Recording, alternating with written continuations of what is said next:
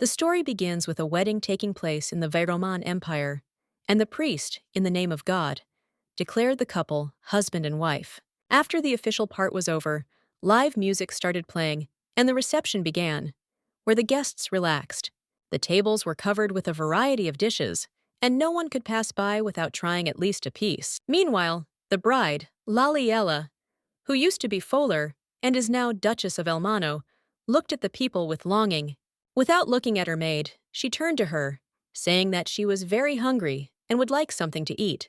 Marie, who was serving her, leaned over understandingly, and then replied that she should under no circumstances do this. However, she also wondered whether the poor lady could endure such a life as a lady who lived freely in the wilderness. Looking at this unfortunate face, I just want to feed her from the bottom of my heart. But now the situation was completely different. At this time, the girl with an innocent smile and childish naivety asked if she could at least have a piece of lamb.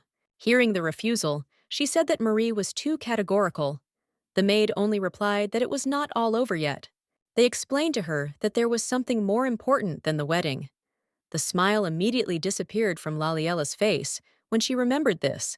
The girl immediately blushed and lowered her gaze, realizing that more important than the wedding, everyone had in mind the wedding night. The wedding night is a sacred and mysterious night that they must spend while married. After she completes her preparations, her husband will come, having sworn before God that they will become spouses, Duke Elmano. Before the wedding, Mayulina Folar, Laliella's daughter-in-law and childhood friend, looked at her wedding dress with delight and a smile. Crossing her arms over her chest, she said that no matter how you look at it, this dress fits her perfectly. She still has amazing flair. However, she is much more interested in whether Lali can't wait until the wedding, because this is a very important event in the girl's life.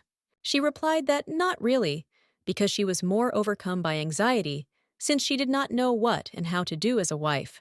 After all, when her mother died, she was a child, and no one talked to her about marriage, and now she was at a loss. Mulina picked up the chest and then sat down next to Lali, declaring that she wanted to tell her something important.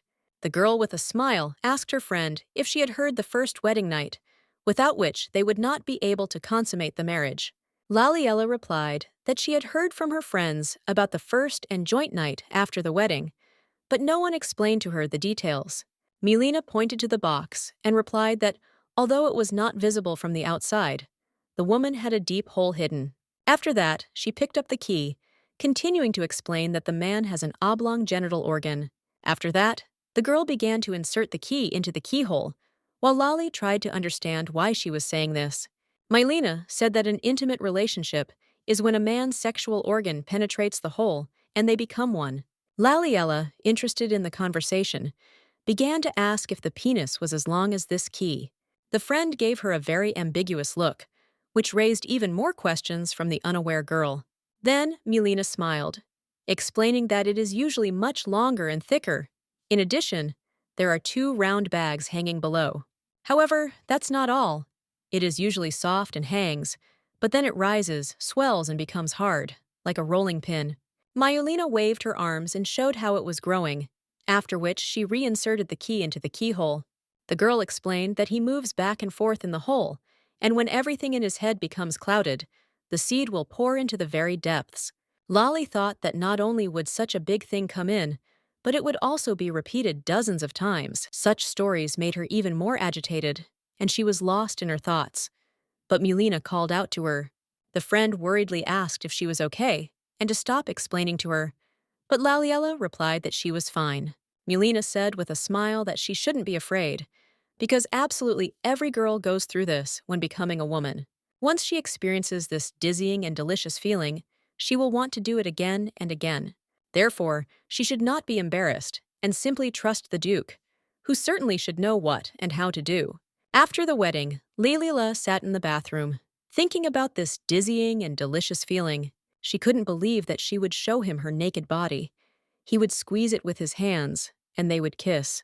Before she had time to think about what would happen next, Marie suddenly approached her, asking if the mistress was okay. The girl shuddered, after which she tried to put her thoughts in order, stutteringly answering that she was completely fine. The maid said that she couldn't eat lamb. If she ate something fatty after fasting, she would feel unwell, so she brought soup. The girl thanked her, after which she took the plate in her hands, saying that she always gives everything that is right. While the maid was pouring flower petals into the bath, another maid came in, telling the lady that they had brought clothes for sleeping. It was an almost completely open and transparent nightie, which is what the girl focused on. She became concerned and asked if something could be simpler, but Marie answered displeasedly that in no case. This is Duke Elmano, the noblest and richest man in the Vajraman Empire, and you need to look the part. After all, does she know how many noble ladies have made efforts to win the Duke's attention with her beauty? However, he never even flinched, but did not even look at them, not finding their appearance or company pleasant. Therefore, if she wants to immediately win the Duke's heart, she must wear this, overcoming her insecurities. Marie leaned over again and confidently asked the mistress to trust her. Lali literally had no choice. After 20 minutes, the maid smiled and said that she was very beautiful, and Lali asked if the Duke would think the same. Marie answered in the affirmative with a smile, because any man would fall in love with her, and the Duke would definitely like her. Therefore, now she will leave and tell the manager that the preparations are finished. Laliella thanked her. With a wink, the maid decided to give advice, and said that whatever ended up in her mouth, she should never bite it. The girl did not understand what this advice was for, but a lot of time had passed. But the Duke never came.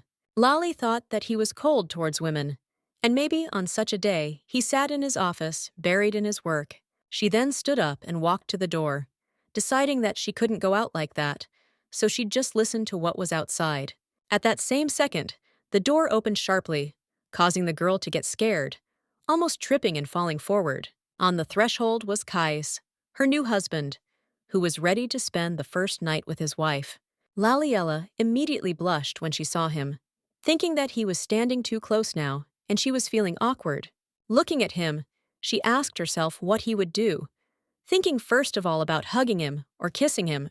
When suddenly the guy asked if he could come in, the girl blushed even more, stuttering, letting him into the room. Lali was surprised and decided that everything had gone wrong, after which she suddenly realized that he wanted to start everything on the bed. Then she headed to the bed, after which she lay down first, after which she turned her attention to the Duke's toned body. When he hovered over her, placing his hand next to her, Lali immediately closed her eyes, realizing that right now everything would happen. The guy kissed her, after which he sharply pulled back, saying that she was probably tired, so he suggested she go to bed. A few minutes later, Laliella was trying to understand why he simply said goodnight to her and simply went to bed. A few days later, the maids worriedly said that today the bed linen was clean again. Suddenly, they noticed that the lady was standing not far from them, and for a second, they were afraid that she could hear everything. However, one of them grinned, asking what now, since she was only half their mistress, since she did not sleep with the Duke. Laliella, holding a flower pot in her hand, looked out the window, noticing Kais there, who was chatting about something with other men. Looking at him, she tried to understand why he behaved this way, not even once hugging her the entire time they were close. The next morning, the girl somehow woke up, trying to open her eyes, but it was difficult for her. Turning her head, she discovered that he was gone again, and a month had already passed since the wedding, but they had never slept. The news that they did not spend the first night instantly spread among the servants, and the governess was closely involved in this. Since then, small portions for each meal began, which is why the girl almost constantly felt hungry. She also began to take baths even more often, until her hands were swollen with water and her body began to smell. Every night the Duke arrived in his sleep clothes, but immediately went to bed without taking any active action. All he did was kiss her before bed, but every morning she woke up alone, without her husband nearby. The girl looked at the sick flower she was holding in her hands and said that she was already feeling lousy, and now there was something wrong with it too. While she was talking, Marie came up to her from behind, saying that she had finally found her, because she didn't know where the mistress had gone. The maid drew attention to the flower. I said that the leaves had withered, because this was a plant that she brought from Folar. Laliella explained with a smile that the plant is called Laliella. These are medicinal herbs that are grown by the Folar people. In Folar, when someone you like appears, a Laliella seed is planted and named after that person. They take care of him, and, having collected a bouquet of blossoming flowers, confess their feelings. This is how his brother proposed to Mulina. Lali brought him, and he fell ill. Marie assumed that this was because almost no sunlight penetrated into her room. Suddenly, the girl agreed with displeasure, asking, "What is the use of a simply beautiful building if it is not practical? The sun hardly penetrates. Therefore the flowers do not bloom, and the people are terribly cold," by which she meant the Duke himself. Looking at him again, the girl thought that this marriage had been strange from the very beginning, but she did not know why. A year ago, she first saw Kays at a reception when he was surrounded by girls, and judging by his clothes, he was not from Folar. At that same second, he looked at her, which made him smile, but she immediately turned away and walked away. At that second, he frightened her with a sudden glance, but she was sure that he was in more pleasant company. A little later, a chest made of ash, filled with gold coins, and a letter with an offer from the Duke were sent to her home. Laliella and her brother studied him carefully, trying to understand what exactly they could do to attract the Duke's attention. The girl suggested that they sent it to the wrong place, but the courier inquiringly clarified that this was the barony of Folar. After that, the three of them gathered to decide how to respond to this proposal and how to generally react to something like this. The brother asked if she had met the Duke, but she replied that they had met at a dance, but did not even exchange greetings. The girl thought that it was difficult to refuse the offer when so many gold coins came with the offer for nothing. If she refuses to marry an upper-class aristocrat and marries an ordinary person, then bad rumors will spread. The fact that he sent a chest of gold, despite the fact that they do not even know each other, means that he is pursuing a certain goal. Suddenly, Laliella answered with confidence that she would get married, although she herself was not entirely sure of it. In response to this, she was met with the puzzled faces of her brother and his wife, who told her that she did not need to force herself. However, the girl explained that everything was fine, because it's great to marry for love, as they did in their time. With a smile on her face, she explained that it is possible to cultivate love already in marriage, although it can be a little more difficult. Her eyes shone when she explained that the Duke was wonderful, and his handsome husband could be forgiven for his mistakes. After this conversation, she wrote the name Kaisa on the seed, hoping that this tradition would help her in her future marriage. After that, she carefully planted it in a pot, barely restraining her emotions and expectations of when it would grow. After that, she carried this pot almost everywhere, thinking that when the flowers bloomed, she would give them to the Duke. But now, she told Marie that she needed to gather her strength, and she needed to smear more aromatic oil on her. She had a strong determination, and thought that if she did not give up, one day he would definitely blossom for Kays. Meanwhile, the Duke noticed from his peripheral vision that his wife began to leave the balcony, but he did not show any emotions. Duke Elmano, Kaisa's cousin, looked at the balcony and said that the Duchess had just passed and he had missed it. Kays replied that he knew this, to which he received a dissatisfied question from his brother there that he knew, but did not even speak to her. Then he asked with interest whether he was aware of what conversations were going on between the maids and what consequences this was fraught with. They thought he got married because he felt better, but again it's all about that, and everyone is openly discussing it. He remembered how, as a child, it was announced that Duke Elmano had arrived. Everyone immediately recognized this child. People discussed that he had exiled his father, Duke Drake Elmano, and immediately ascended to the ducal title. When asked what Drake was guilty of, they said that he simply squandered almost all the ducal property. He was crazy about gambling and debauchery, and it didn't matter to him at all whether he was with a man or a woman. And yet, Kays ascended the throne and was not expelled because he was different from his father. Because of this, he was given a chance. However, it is unknown whether he will become the same, but still you cannot fool the genes, so something like this may appear sooner or later. Kays made this decision when earlier he stood in front of the door to his father's chambers, from which loud screams and moans were heard. The guy was very uncomfortable, but he moved himself and went inside, and his father asked who decided to come to them. The shame of the Elmano family, Duke Drake, immediately recognized his stunning son, but did not even look away from the woman. Covering his nose with his hand from the pungent smell of alcohol, the boy turned away, telling his father that his mother was dying. The man looked at him, but did not answer anything unequivocally, which greatly disappointed the boy, because he expected a different answer. As a friend, Drake pulled the girl closer to him by the hair, saying with a smile that it would be much calmer this way. These words shocked the boy even more, which made him realize that he had come to his father in vain, hoping for his understanding. When the guy left the room, he felt bad, which is why he grabbed his heart. At that same second, the maid ran up to him. She informed him that his mother was in a bad state, which is why Kais immediately rushed to her chambers. The woman, lying in bed, covered her ears with her hands, saying that she did not want to hear this, and tears began to flow from her eyes. As a friend, the mother drew attention to her son, saying that it was all because of him, if only he had not been born. The guy couldn't believe his ears, frozen in a stupor, while the maid's doctors hovered around the woman. Going out into the corridor, he again heard screams and moans from his father's room, because of which he again felt sick and had a heart attack. And now, lying on the sofa in his office, all these memories again suddenly appeared in the Duke's head. When suddenly he said that something was wrong. In response to this, Vaklan crossed his arms and asked if he was ignoring reality. Until now, he believed that the problem was not ability, but desire, after which he asked that his brother was still a eunuch.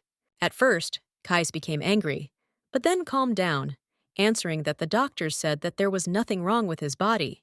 The brother replied that it didn't matter, because the bride would run away sooner or later if her husband didn't spend time with her. Looking at his brother's surprised face, Volklin asked why he should be surprised, because everything is extremely logical from the point of view of marriage. In high society, divorce is not an easy matter, so ladies who are not interested in their husbands at least take on a lover. The guy clarified that no matter how formal the marriage is, at this rate they will not be able to last long.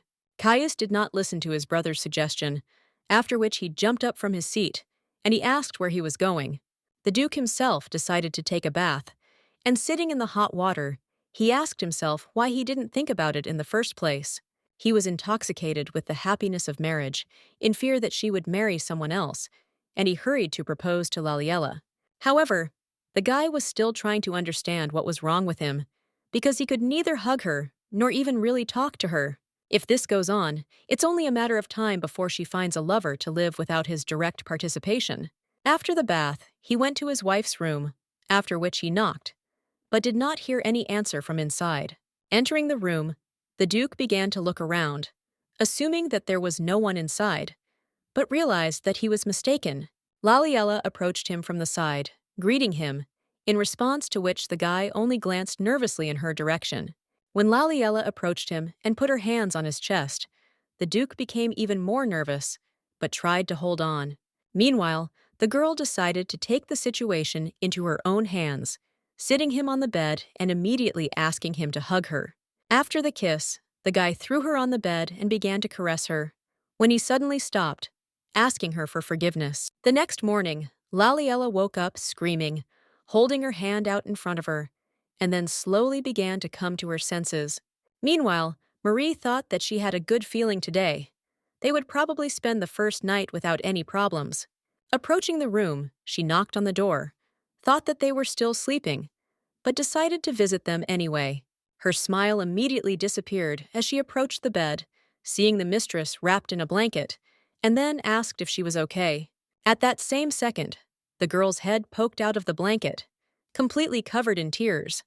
Laliella asked what she should do. She explained that yesterday she took an even longer bath and put on underwear that she had never worn in her life, and was even the first to take a step. But in the end, the Duke refused her and asked for forgiveness. Now she could not understand what this could even mean. Clutching the maid, the girl asked what she should do, and what else could be done to make him react to her. Then Laliella screamed that she was very ashamed, after which she asked Marie to make her completely faint. Half an hour later, the Duchess was sitting on the sofa. Hearing the maid ask if she had calmed down, she answered in the affirmative. Smiling, Marie suggested taking a short walk to cheer herself up, since the weather was wonderful. The girl declined the offer, saying that she would go to the reading room today. Marie offered to bring the necessary books. However, Laliella again refused, explaining that she urgently needed to put her thoughts in order after what happened. Most of all, she doesn't want to meet the Duke now, because she is ashamed of him for her attempts to seduce him. Meanwhile, Kais, flushed with thoughts of the previous night, sat silently in front of his cousin and the butler. Vauquelin asked Wallace with a smile whether the office was always so gloomy, but the man replied that it was all about the atmosphere. Suddenly, Kais loudly put the document on the table, after which he grabbed his head with his hand, thinking that he had definitely gone crazy.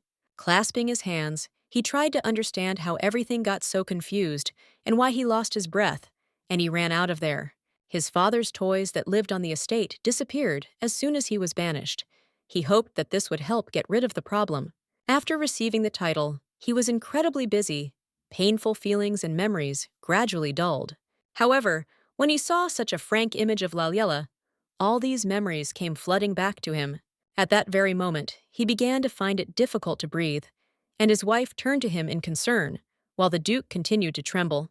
He himself really wants to hug her, wants to convey his feelings to her, but now it was very difficult for him to even breathe. Grabbing her hands, he again fixed his gaze on her, but Kais could not overcome the sensations that washed over him. Rising, he apologized to his wife, after which he went out into the corridor, trying to catch his breath and even out his breathing. The guy thought that this was impossible, and he needed to return, when the friend heard the voice of his father, who said that she had cost him so much. After that, he began to whisper that he needed to take possession of her, and he had every right to do so, since he was her husband. Kais thought that this was complete nonsense, but the father added that that was why he was so weak, and now he did not believe that it was his son. Drake said that his fiancée was so excited, and now she will only hate him because of such an act. She will wonder why her, and why he got married if he acts like he hates her. The illusion of his father pressed on him, telling him that everyone he loved couldn't stand him, which made it even harder for the guy to breathe.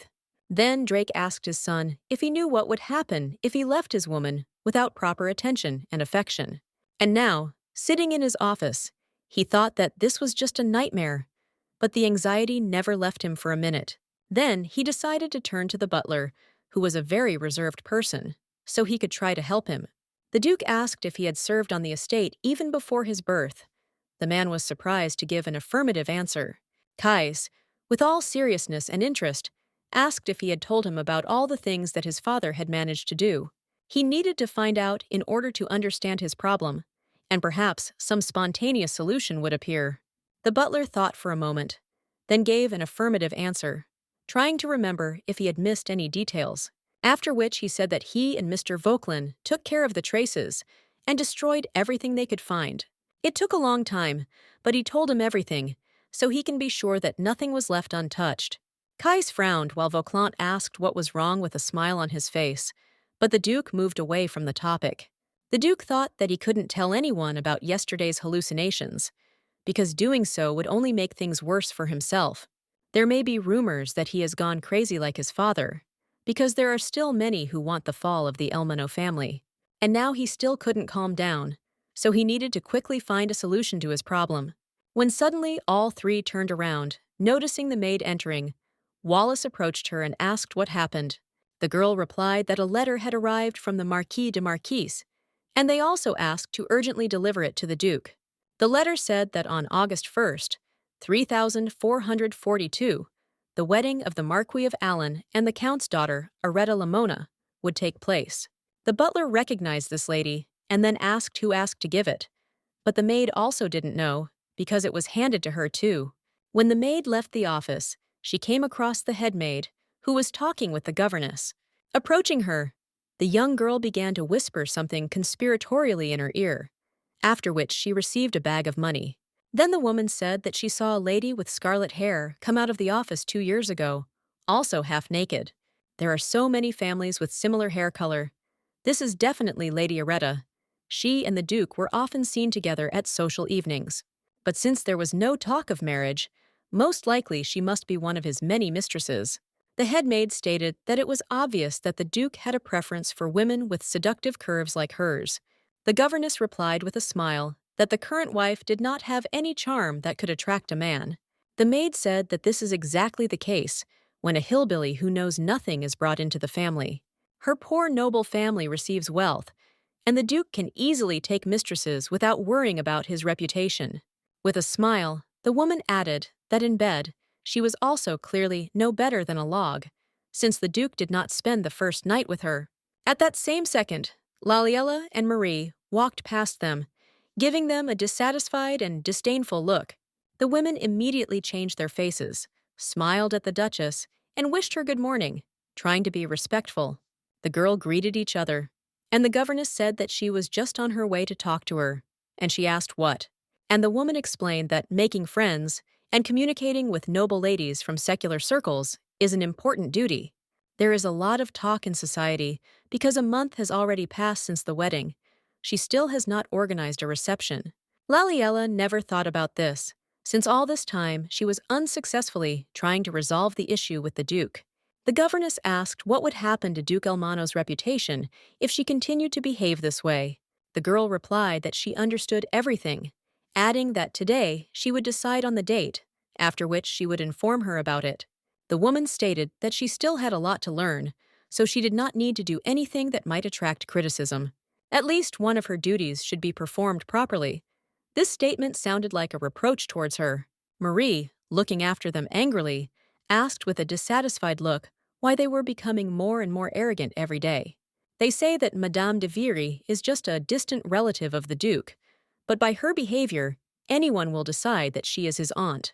In addition, there was one more question: why the head maid allowed herself to do this, although she had no right to do so. Not wanting to put up with this, the maid asked the mistress if she would leave everything as it was or start doing something. Closing her eyes, Laliella indifferently asked what was wrong. She had not made a mistake in anything and told everything as it is. After all, she knows very well that these two disliked her from the very beginning, so she is not surprised by any of their antics or words. It seems that serving the Duke's wife, who came from the provinces, hurts their pride, which is why they are so angry. Noticing that the maid was crying, she asked what was wrong. She replied that she hated the Duke, because it was so hard for her. Laliella asked with a smile why she was crying like a child. Marie waved her off, displeasedly asking her not to laugh. The girl tried to cheer her up, asking her to stop crying, offering to go to the reading room, as they had planned. If the first night had been a success, their demeanor would have changed, but their true intentions would have remained the same. The Duchess was sure that they were simply waiting for her to give up, but this would not happen anytime soon. But if she returned to Fowler, it would be an even greater shame than if she had refused the Duke's offer in the first place. Her family will only get into trouble if this happens, and she doesn't want to cause her brother that kind of trouble. Suddenly, she remembered the head maid's words that Lady Areta must be one of the Duke's mistresses. You shouldn't listen to those who only want to annoy you, because she knew very well that these two only wanted to get rid of her. Perhaps he immediately falls asleep because he really has a mistress, but there was no evidence there. And yet she must be responsible for her choices, and from now on will not live like a child, and take the situation into her own hands. We need to find out at least something about the Duke, because he doesn't say anything about himself, and in general practically doesn't communicate with her.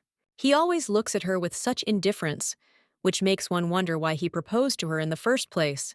Sometime later, the girl fell asleep in front of Elmano's history book, not finding anything interesting there. Noticing that the lady had fallen asleep, Marie carefully wrapped her in a blanket so that she would not catch a cold, looking at her worriedly. She remembered that they gave her a letter to take to the Elmano family. Then she was very surprised. They are looking for a capable maid, so she was recommended to them. This is the ducal family, and she will receive the best salary. The girl thanked the owners, deciding that this was an ideal opportunity to improve her life by serving such a family. She could not refuse and began to serve the family, about which there were bad rumors, and even felt hostility towards the provincial woman. Marie very often wondered how such a girl could even get this arrogant Duke. She must be a seductress. She probably has a lot of lovers, and she herself married him only for the money. After all, she lived in the village, and here she will become part of the ducal family, so she will definitely spend money left and right. And when Laliella first appeared from the carriage, all the servants were surprised by her unusually beautiful appearance. Marie was surprised to think that she looked much simpler than she thought, but still remained just as beautiful. At that same second, the Duke approached the carriage, extending his hand to his wife to help her get down safely. But suddenly, the girl lost her balance and began to fall. But Kais managed to catch her, lifting her into his arms. A little later, Marie introduced herself to the new mistress, that she was her personal maid, and it was a great honor for her to serve her. Then Laliella modestly greeted her and introduced herself, not knowing what this maid was like. The girl explained to the lady that there was no need to speak to her so formally. Lali realized that she was too tense. Then she apologized, because she still finds it difficult to address people she meets for the first time, and even servants. Marie thought that she did not suspect that she seemed like a simpleton, although she behaved officially even with the servants. Their wedding did not take place right away. Before that, the future Duchess had to be properly prepared for the role of wife. They say that in the barony of Foler, there are no governesses, which is why the lady had to study for 3 months to become a duchess. Desfiri's wife put so much pressure on the mistress that it no longer looked like training. Apparently, she did not want her to become a duchess. During training, when Marie observed this, she always thought that Laliella was being treated too harshly. Almost every evening, the maid thought about relaxing her mistress a little and preparing tea with sweets. She remembered that today the lady was strongly scolded. She would have given up everything long ago in her place, but the girl held on. Now, she is probably lying in bed and crying, since this training cannot be endured without a strong character. But when Marie entered the room with a tray in her hands, she did not find anyone, which surprised her quite a bit. Placing the tray on the table, the maid began to look around the room, wondering where she had gone and what she was doing. Suddenly, she found her in the garden, after which she said that if she sat on the ground, her dress would quickly get dirty. Laliella apologized with a smile, explaining that Latia had grown a lot, so she was going to transplant him into the ground. She was even scolded in class today because she was only thinking about this, but it didn't upset her at all. The lady always exceeded her expectations. She did not just make bouquets of flowers like other noble ladies. She dug the soil and nurtured the plant herself, although she tried to convince her that the Duchess should not dig in the soil herself. She did not spend money on luxurious outfits. On the contrary, Marie was afraid that she would be treated poorly because of her modesty. Instead of a meeting, the lady spends her days reading books that ladies from high society have never even touched. It even became awkward that she was so wrong about her, but she quickly realized that she was a very modest and bright person. One day, while walking through the garden, the maid decided to sincerely ask how she met the Duke. Laliella replied that it would sound strange, but they met at a social reception and never even spoke. Marie was surprised when the girl added that she still doesn't know why the Duke proposed to her. The maid was extremely surprised to learn that there was not even a conversation between them, which means that the marriage had a completely different reason. However, the moment when the Duke picked her up from the carriage made it clear that he still had feelings for her. That look from the Duke could not be a lie. But now the maid could not find the truth in this matter. After that, she again looked worriedly at the mistress, trying to imagine how difficult it was for her now. Suddenly, she said that the Duchess is usually not allowed to do this, but she did not want to disturb her peaceful sleep. Therefore, Marie thought that only today she would close her eyes to this, so that the mistress could at least rest a little. She then wondered why the head maid acted so confidently, hoping that the butler would catch her talking like that. The maid imagined Wallace standing behind her, listening to the fact that her seductive forms were probably more to the liking of the Duke. Meanwhile, the butler approached Kais, who was reading the letter, bowing and saying that he would send a worthy gift to the Marquise. In response to this, the guy thought about it, after which he gave another order, asking him to send an unworthy but a luxurious gift. Wallace was surprised, but did not have time to say anything, as the Duke explained that he needed to thank them properly. After all, thanks to them, he married Laliella. Without their help, nothing would have happened, so they must be rewarded. The guy remembered how 2 years ago he was sitting in his office, receiving a guest who said that he needed 300 gold. In front of him sat Count Lamona, who was outwardly pretty shabby, and his eyes were empty with hopelessness. His sons are too addicted to gambling. His youngest daughter is incredibly obsessed with luxury. Because of all this, the Count has accumulated debts due to unsuccessful investments and is now in a desperate situation. He understands perfectly well the situation he finds himself in, but it is not clear what he is thinking about since he came to borrow 300 gold. While drinking tea, Kais clarified that it was not only 300 gold, because this is not a small amount, especially if you lend it. After all, the Duke also heard that for debts, they had already taken away his mansion, villa, and even estate in the capital. So the question arose whether Lamona County still had anything left, and whether it would even be able to recoup that kind of money. The drooping man immediately remembered one of his sons, who was literally being taken out of the gambling house. Realizing that this was a useless conversation, the Duke decided to end it there, but the Count asked him to wait in a pleading voice. Falling to his knees, the man shouted that he had a precious stone with which he could pay off his debt. Almost sobbing, the shabby Count declared that he treasured it very much and was hiding it so that no one could get it. In the end, he decided to show it to the Duke, in response to which the guy only thought, trying to decide whether to accept this offer. He ended up wondering what this unusual stone was that could cost as much as 300 gold. Smiling politely, Kais asked if the Count could bring it so that he could look at it and decide for himself. Stuttering, the man replied that he had already brought it, but before that, he would have a small request for him. The Count asked to write a loan letter first. In response to this, the Duke frowned, trying to understand what he was up to. As a result, he decided to play along with him for now, after which he asked Wallace to bring paper and a seal from his office. Suddenly, the Count suggested that we just go into his office together and sign everything, and he would like to show the stone only to him. At that same second, Kai stopped the butler, after which he stood up from his seat, inviting the Count to follow him. Without thinking twice, they headed towards the office, climbing the stairs, the Count walking a little away from the Duke. Looking around nervously, Lamont suddenly clutched his stomach, groaned, and said that it looked like he had eaten something wrong for lunch. He then apologized to the Duke, asking him to go first, and he would return soon. Kay suspected something was wrong. When the guy entered the office, he immediately froze, telling himself that it was now clear why the Count behaved this way. A girl with scarlet hair was waiting for him in the office, who with a smile asked him to forgive her for her bad manners. Without hesitation, the Duke asked the lady to return, since he did not want to have any conversations with her or anything more. He added that if she left his office now, he would forgive her for daring to enter him without permission. The girl pressed herself against him, grabbing his hand, and asked the Duke not to be so insensitive and to give her time. Looking at her angrily, the Duke jerked his hand and said that if she wanted to talk about something, they could meet in the reception room. The guy clarified that, of course, all this would happen with Count Lamona. Such an answer stunned the girl. Suddenly, she blocked his way when he was about to leave, asking him to wait a little and give her a chance. Kais began to lose patience and asked her to leave, but the girl stood her ground, asking to hug her just once. She reminded him that they often danced at receptions, and he liked it too, although he pretended that it was not so. If only he had understood her feelings, this wouldn't have happened, and he doesn't know how hard she tried to win his heart. Then she loudly declared that this place was also his fault.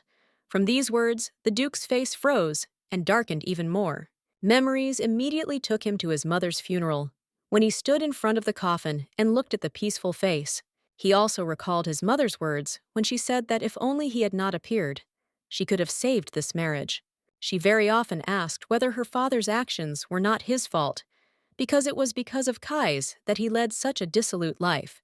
Therefore, he needs to take responsibility for the pain that drove his mother to the grave, and live with this heavy burden. Then the boy first saw a hallucination, when his mother in the coffin opened her eyes and said that it was all because of him. Reality brought him back from his memories, after which he asked in a cold voice why he had to be with her.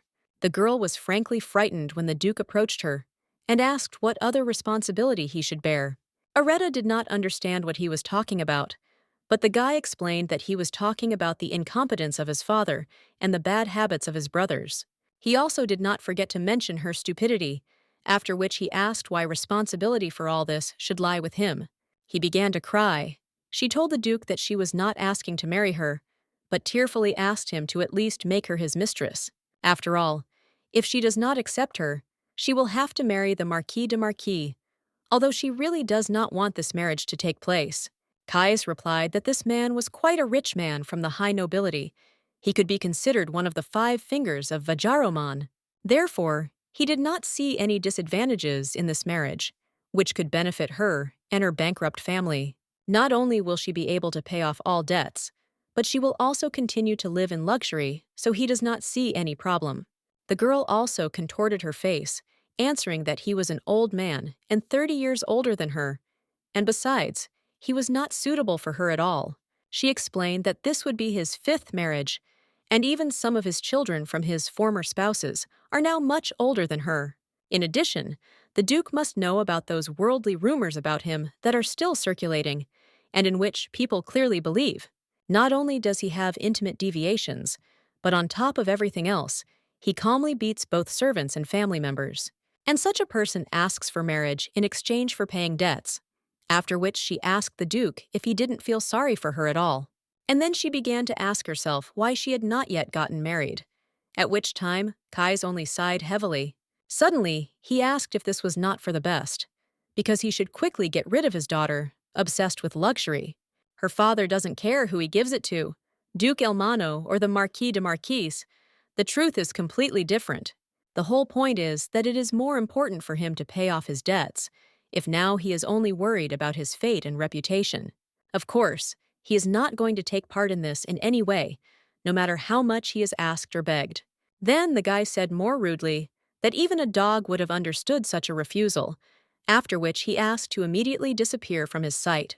She already dared to enter his office without permission, but for this I want to grab her by the scruff of the neck and throw her out of here. However, Areta did not rush to the exit. Instead, she raised her head, saying that now it does not matter whether he hugs her or not. The Duke turned his head, then winced slightly when he saw the scene that suddenly unfolded in front of him. The girl began to take off her dress, smilingly saying that anyone who saw her would start a rumor that she was his mistress. Smearing her lipstick, she added that then he would have no choice but to take responsibility for all of this.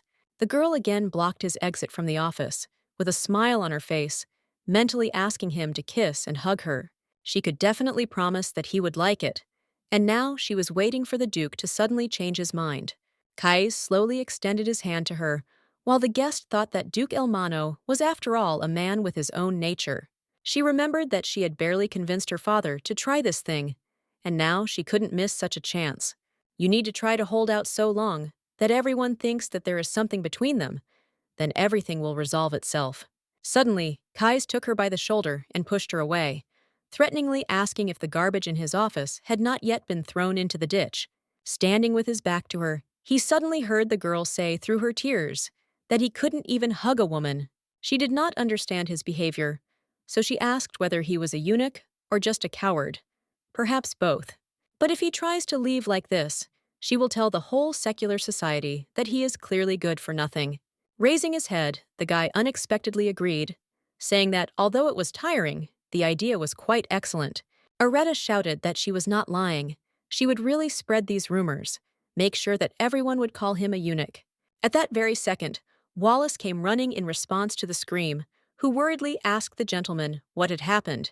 Kais displeasedly asked to find Count Lamont and tell him that his precious stone was not worth even 1 coin, so you need to get rid of him, and also warn him that if he does something like that again, he will be in trouble.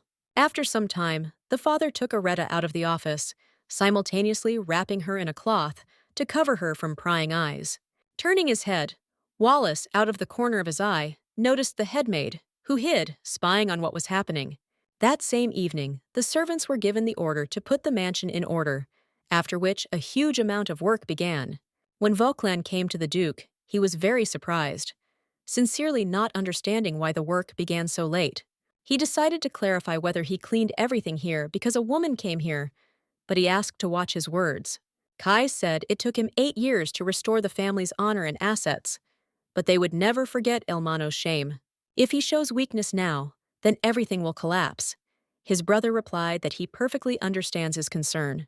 However, he decided to ask if he was ignoring the rumors that the eunuch, the Duke, replied that she was not mistaken in anything. Stunned, Vauquelin asked what he was talking about, because what kind of eunuch could possess such masculine wealth? The Duke tried to explain that this was not the problem at all. No woman could make him desire. This is especially true for the one that attacks him like mad and demands attention and affection right on the spot. It's not that he doesn't want to, it's that it makes him sick, so rumors like this won't really upset him. Whether there are rumors or not, he can leave everything as it is, because he is tired of women constantly hovering around him. With an indifferent expression on his face, the guy added that if word spread that he was obvious, they would bother him less. Some time passed after this incident. Kais was at one of the receptions, where he was once again surrounded by girls. They demanded his attention, surprised that he also came to a reception at the imperial castle, although he was usually busy. With an indifferent expression on his face, the guy explained that he received protection as a citizen of the empire, so he was obliged to be here. One of the girls decided to try her luck, after which she smiled, inviting him to spend some time alone. But before she had time to agree, the Duke suddenly bowed and apologized, saying that his throat was dry.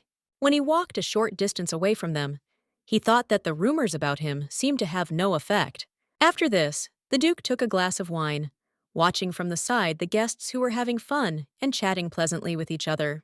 He remembered that Vauquelin pulled him out, even though he was against it. Apparently, he himself needed it more than anyone else, since he was having so much fun. Before this reception, the brother asked if it was better for these rumors to spread about the eunuch, and he would definitely regret it. After that, he pestered him, saying that he needed to go to appointments and show that he was completely healthy and full of strength. At the very least, he should let everyone know that he is interested in women, no matter how much he denies it.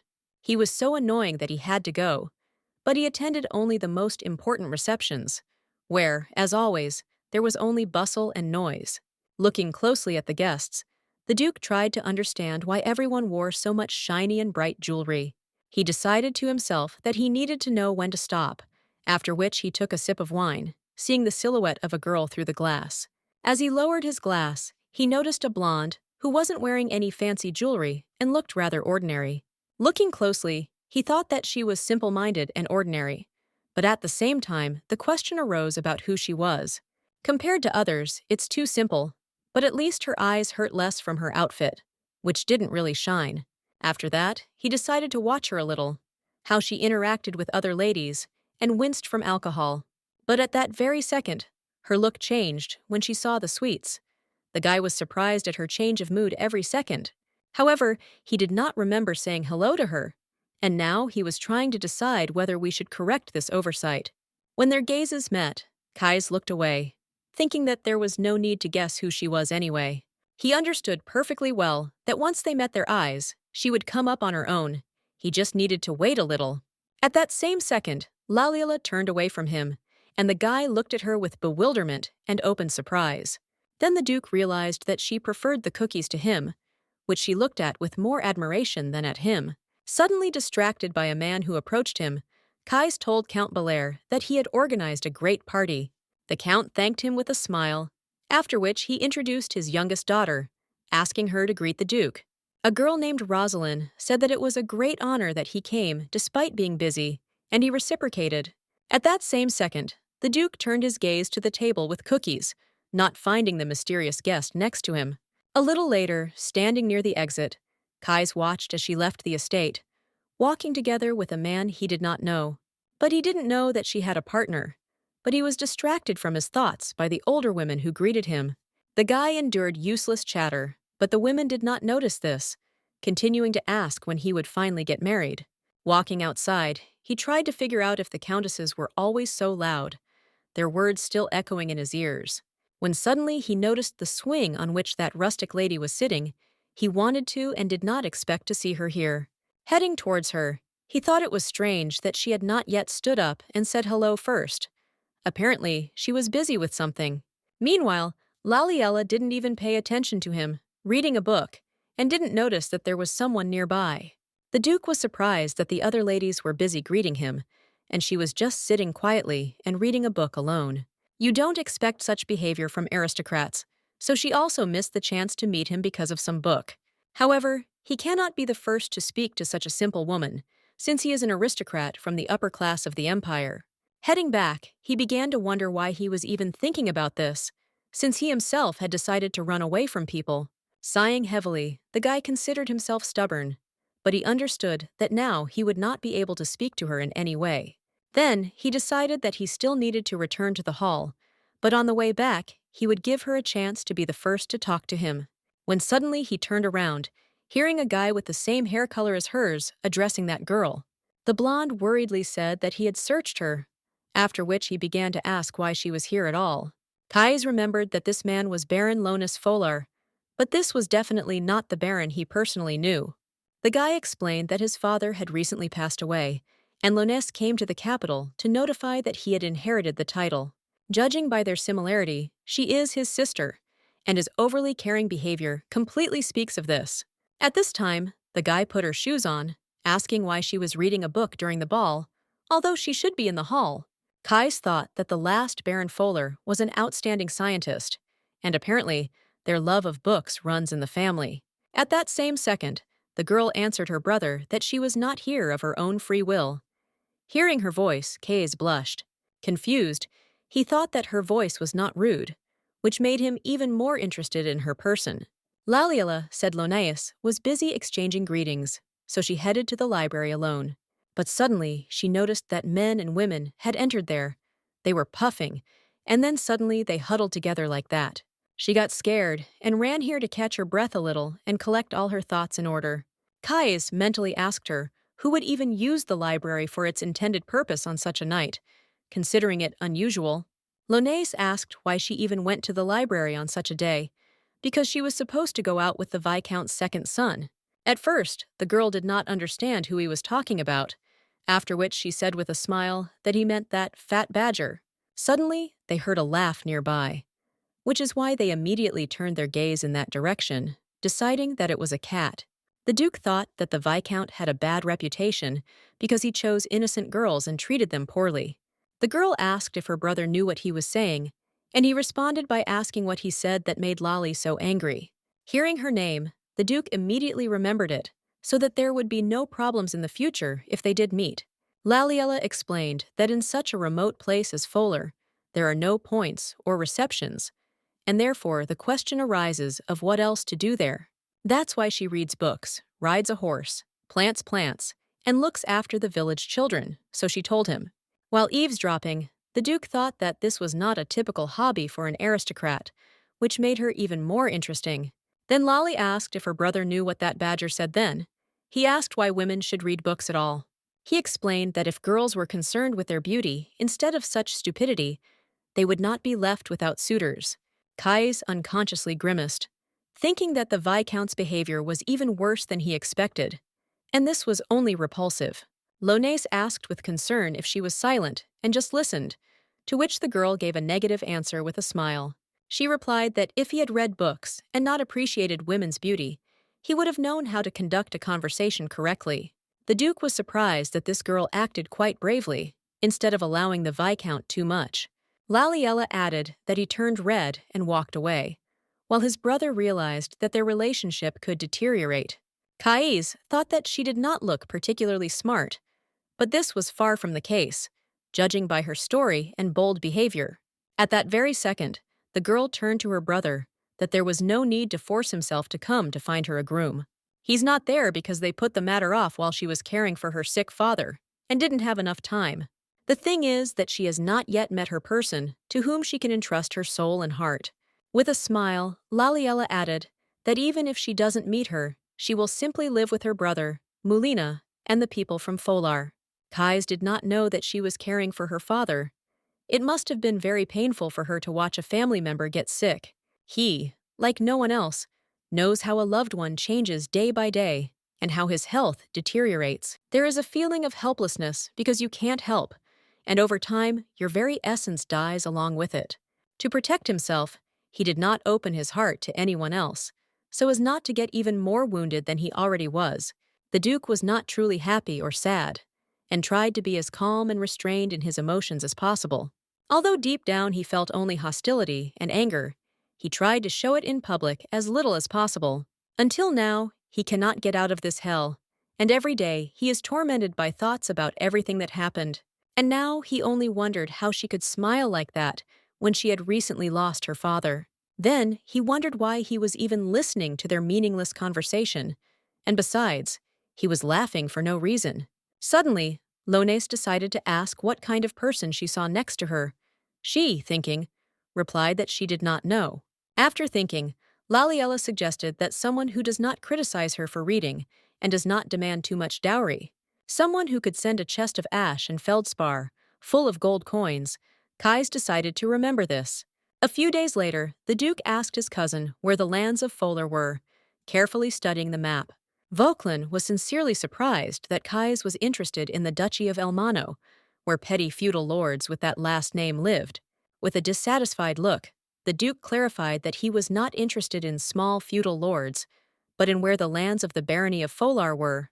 The brother replied that if you look at a map of the lands and discuss inspection routes, no one will guess what he is talking about. While Vauquelin explained the location of the barony, he tried to understand what was wrong with him, although he was always rude. But as soon as I returned from the ball, I became easily irritated, and it was impossible to understand what caused it. The servants cannot even look him in the eyes, because he walks around with a gloomy look and is not even indignant that he brought him to the ball. Vauquelin then found the eastern outskirts beyond Killicourt, Folar not so small that he almost missed it. Kais watched his manipulations of the map closely, hearing the question of why he was interested in these lands. He didn't want to answer this question. He kindly clarified that judging by his facial expression, it looked like he was about to rip someone's throat out. Ignoring this, the Duke asked how long the journey from here would take. Vauquelin replied that the cart would arrive in 3 days. A good horse may take a day and a half, but this is not accurate information, as there may be a lot of interference. However, the brother could not calm down, trying to find out the reason for his behavior, asking what was happening to him. But when he saw the angry expression on the Duke's face, he thought that if he asked again, he would go to his throat first. 2 weeks have passed since Count Balor's ball, but nothing special happened at it, so people forgot a lot. But that girl could not get out of the Duke's head, and he increasingly saw her silhouette next to him, wherever he went. It gets on his nerves to no end, even though last week he even went to parties he didn't intend to. But he could not meet the Folar brother and sister anywhere, while Vauquelin tried to understand what was in Kais's head. With an innocent look, the brother said that he had been strange lately. Thanks for dragging him to the Count against his will. He even showed up at receptions that he was not interested in, but he didn't even dance with the girls. He just stood there and turned his head. It would be possible to refute the rumors about himself, but because of his behavior, they are gradually becoming true, and this is noticeable. The Duke said that this was not necessary, in response to which Vauquelin asked if he thought it was his whim. The imperial family is putting pressure on Elmano to marry the princess, and at the upcoming ball, they will demand an answer. If he refuses again, he will definitely ruin relations with the imperial family, which will entail a sea of other problems. And if he wants to avoid problems, marry someone from another family, but who, because of rumors, will want to marry him. Vauquelin looked questioningly at his brother when he suddenly jumped up from his seat, declaring that he needed to go. An escort was prepared in the shortest possible time, after which the Duke personally went to the barony of Folar. When they arrived at the place closer to night, they stopped on a hill, overlooking a small town. An irritated Vauquelin asked what now, thinking that no one would have thought that they would actually ride horses. Hanging his head, the Duke announced that everyone was tired, so they would stop for the night at an inn to get some rest. Half an hour later, the convoy was fast asleep after a hard journey, without asking unnecessary questions about the Duke. Meanwhile, Kais could not close his eyes, trying to think through a further plan, continuing to think about Laliella. In his entire life, he has never acted so spontaneously, but because of one simple and wonderful girl, he behaves so recklessly. The last thing he thought was that this was strange, when he suddenly opened his eyes and discovered that it was already dawn. Having risen, the guy began to rub his neck. I asked myself when he managed to fall asleep, because he could not close his eyes. Looking out the window, he thought that, although the city could not compare with the capital, it was quite comfortable and cozy here. Regardless, he needed the Folar estate to meet her, and now he was trying to think of an excuse. He can't just say he came to see the lady. And besides, he's not even particularly close to Baron Folar. If he suddenly mistakenly decides that he has feelings for his sister, this will only add problems that he does not need. When suddenly, the Duke drew attention to an approaching carriage, from which a familiar girl with blonde hair stepped out. He immediately recognized Laliella in her, because this innocent and beautiful image haunted him almost all the time after that ball. He drew attention to her because of her originality and strangeness. For the entire 2 weeks, this girl did not leave his head. Maybe this is because of the thoughts that they will never meet again, because the other girls are completely different from her, because rare things are valuable regardless of their actual cost, and some are even priceless. She calls someone a fat badger, but she herself looks like a joyful foal, full of strength and energy. Laliella sat down by the fountain and said that today she would read to them a story about a brave knight who defeated a dragon. Watching her, the Duke wondered how it was possible to make so many grimaces. But now everything became clear. It seems she hones her skills by reading books to children, and without noticing it, she trains her facial expressions. At that very second, a tearful boy came up to her and said that he was scared. Laliella called Lala over to her. She hugged him and said that everything was fine, at which time the girl standing next to him enviously asked him to hug her too. Meanwhile, Kais carefully examined the girl, paying attention to her lips, which is why he immediately blushed. He didn't realize that he was staring at all, but she was actually different from the usual ones apparently, and entertaining to watch. The guy pulled his shirt aside, wondering why it was so hot, but his gaze continued to follow the blonde. Unable to bear it, he sat down under the window, trying to curb his feelings. But this was difficult for him. Last night, a suspicious stranger in a knight's uniform stepped onto the lands of Folar and stared at the lady from the second floor. Anyone would have thought him strange, and he hoped that she did not recognize him, when suddenly the Duke found himself aroused.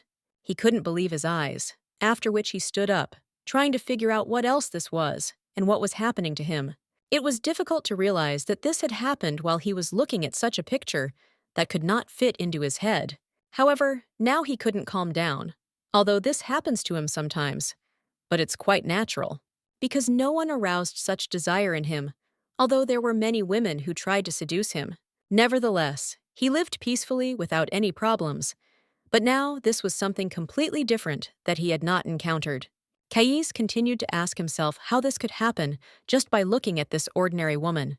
The Duke understood that nothing could be done about it, apparently, all because he had not done this for quite a long time. The guy listened as the girl said that the knight, having met a ferocious dragon, tightly grasped the hilt of a huge sword. The Duke was on the verge, while Laliella said that the knight began to swing faster and moved very quickly. No one even saw the hands gripping the sword. And then the knight gathered all his strength and pierced the dragon's heart. When the guy reached his peak, he thought that it had never happened so quickly and never felt so good. Meanwhile, Laliella continued to say that the dragon roared loudly and fell lifeless next to the knight. At that very moment, Case began to ask if he had gone completely mad, after which he ordered the dragon to die, but to no avail. At the same time, other children asked Voklan where the knights were going, because they were of high position. The guy answered with a smile that in Folar, the children were surprised, asking why they needed to go to this small village. Voklan replied that he didn't know, but the guys conspiratorially thought that this was clearly some kind of secret mission. At that same second, Kais came down the stairs, declaring that they were returning. Upon hearing this, the brother was in complete shock. After all, they came because of some business of his, but they immediately returned, after which they asked why he was wrapped in rags. A week later, after the Duke returned again, Voklan asked with dissatisfaction whether he had gone to Folar again. This was already the 6th time, and since he's traveling, something needs to be done, because what's the point if he sits in a hotel all day? Suddenly, with horror in his voice, he asked if he had accidentally fallen in love with one of those waiter twins. After that, he began to ask which of them, the eldest or the youngest, but he asked Voklan to shut up, because his head was cracking. The guy asked not to even dare to complain, since he and Wallace were already on the verge and did not understand what was wrong with him. He would have returned at least before the imperial ball. It was in honor of the princess's coming of age. But they couldn't even contact him,